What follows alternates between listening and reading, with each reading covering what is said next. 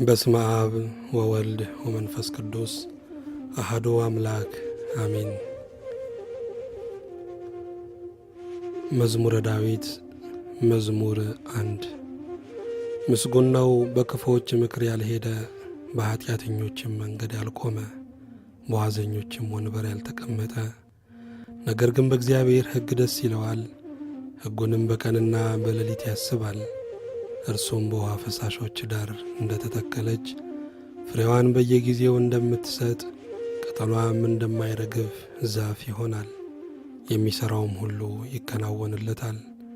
ክፉዎች ግን እንዲህ አይደሉም፣ ነገር ግን ነፋስ ጠርጎ እንደሚወስደው ትቢያ ናቸው። ስለዚህ ክፉዎች በፍርድ ኃጢአተኞችም በጻድቃን ማኅበር አይቆሙም። እግዚአብሔር የጻድቃንን መንገድ ያውቃልና የክፉዎችን መንገድ ግን ትጠፋለች። ምስጋና ለእግዚአብሔር ይሁን።